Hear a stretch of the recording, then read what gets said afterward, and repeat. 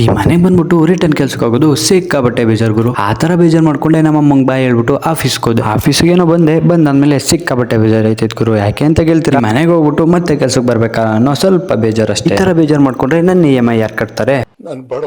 ಹಂಗೆ ನಿಮ್ಗೊಂದು ಪೋಸ್ಟ್ ಕೊಟ್ಟು ಒಂದು ಮೀಟಿಂಗ್ ಇತ್ತು, ಅದನ್ನ ಮಾಡ್ಕೊಂಡು ಶಿಸ್ತಾಗಿ 11 ಗಂಟೆ ಆಗಿತ್ತು. ನಾಷ್ಟ ಮಾಡ್ಕೊಂಡು ಅಣ್ಣ ಹೋಗೇ ಬಿಡ್ತಿದ್ರು, ಅದನ್ನ ನೋಡ್ಕೊಂಡು ಮಳೆಲಿ ನೆನ್ಬಿಡ್ತೀವಿ ಅನ್ನೋ ಹೋಗೋ ಜನಗಳನ್ನೂ ನೋಡ್ಕೊಂಡು ಅದೆಲ್ಲ ನೋಡ್ಕೊಂಡು ಕೂತ್ರೆ ನನ್ನ ಕೆಲಸ ಯಾರು ಮಾಡ್ತಾರೆ? ಹಂಗೆ ನನ್ನ ಕೆಲಸ ಸ್ವಲ್ಪ ಟ್ಯಾಲಿ ಇತ್ತು, ಅದನ್ನ ಮುಗಿಸ್ಬಿಟ್ಟು ಕೆಲಸ ಎಲ್ಲ ಮುಗಿಸಾದ್ಮೇಲೆ ನಿದ್ದೆ ಯಾಕೋ ಸಿಕ್ಕಾಬಟ್ಟೆ ಬತ್ತಿತ್ತು. ಅದಕ್ಕೆ ನಾನು ಹೋಗ್ಬಿಟ್ಟು ಮನಿಕಬಿಟ್ಟೆ. ಎದ್ದು ನೋಡಿದ್ರೆ ಸಿಕ್ಕಾಬಟ್ಟೆ ಹೊಟ್ಟೆ ಸಿತ್ತಿತ್ತು. ಹಂಗೆ ಇವತ್ತು ಬೇರೆ ಅಡುಗೆ ಆಂಟಿ ಬೇರೆ ಬಂದಿಲ್ಲ. ನಾನೇ ಪದೇ ತೊಳ್ದು ನಾವೇ ಅಡ್ಗೆ ಇಟ್ಬಿಟ್ಟು ಮನೇಲಂತೂ ₹1 ಕೆಲಸ ಮಾಡ್ತಿದ್ದಿಲ್ಲ. ಇಲ್ಲಿ ಬಂದ್ಬಿಟ್ಟು ಎಲ್ಲ ಕೆಲಸನೂ ನಾವೇ ಮಾಡ್ಕೊಳಂಗಾಯ್ತು. ನಮ್ಮ ತಾಯಣಿಗೂ ಆ ಸಾರಿಗೆ ಏನೇನಾಗ್ತೆ, ಸಾರಲ್ಲ ಸಾರಿ ಗೊಜ್ಜಿಗೆ ಏನೇನಾಗ್ತೆ ನನಗಂತೂ ಗೊತ್ತಿಲ್ಲ.